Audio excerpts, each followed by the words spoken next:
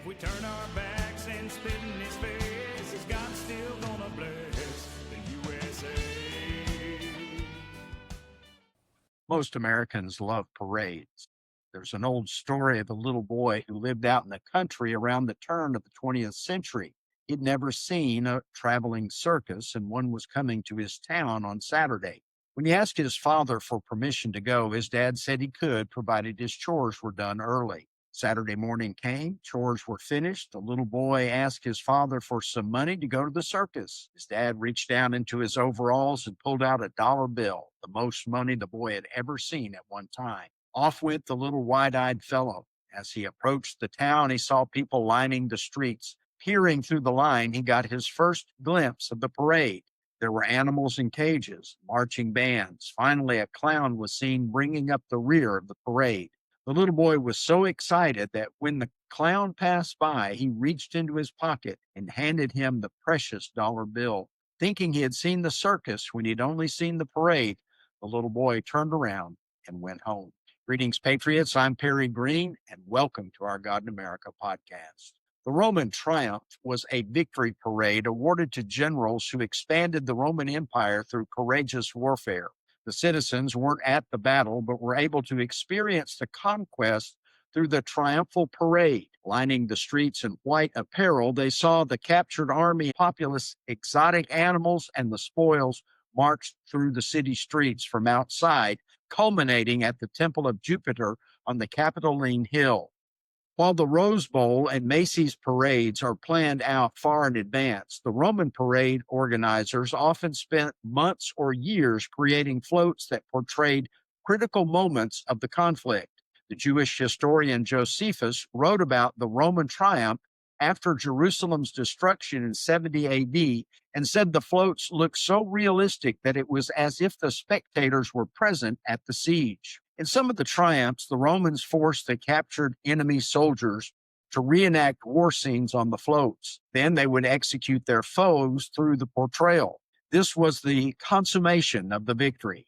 Here are two noteworthy features the crowds appreciated. First, the Roman emperor or the general rode into the city in a chariot pulled by 4 white horses. The leader was dressed in regalia evocative of Rome's legendary kings, a purple and gold toga, a laurel wreath, and red boots.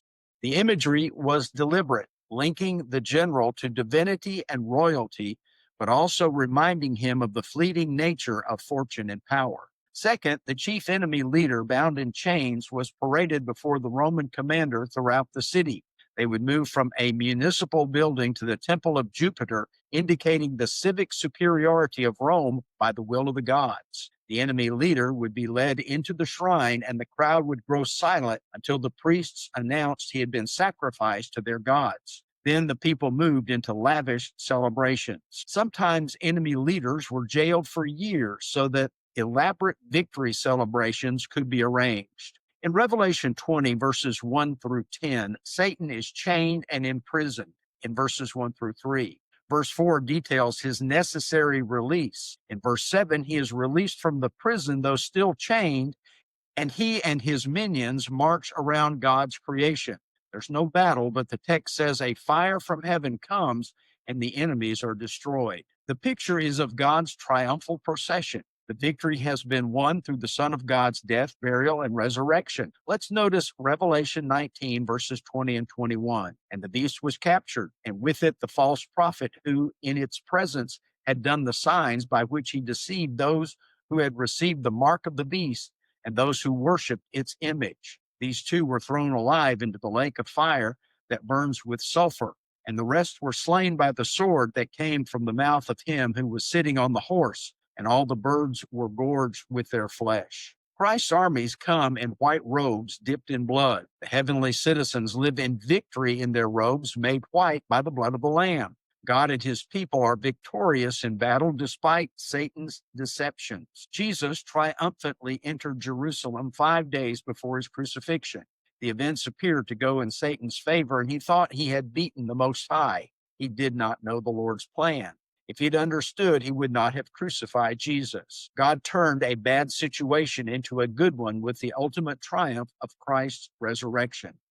While modern secularists denounce the faith of our forefathers and mothers, their words reveal a firm reliance on divine providence nationally and personally. They knew that the source of their salvation was not their good deeds or superior knowledge. Everything hinged on Jesus' accomplishments at the cross. Dr. Benjamin Rush wrote this: "My only hope of salvation is in the infinite, transcendent love of God manifested to the world by the death of his Son upon the cross. Nothing but his blood will wash away my sins. I rely exclusively upon it.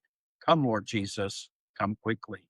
We rely on him for victory in all fields. As a result, we are more than conquerors through him who loved us. Thanks for being with us today. Please like, follow, share, and subscribe to our podcast. If you'd like to support our ministry, please go to godinamerica.com. That's the word God, the letter N, America.com. As we close, let's keep the light of the Lord's triumph burning.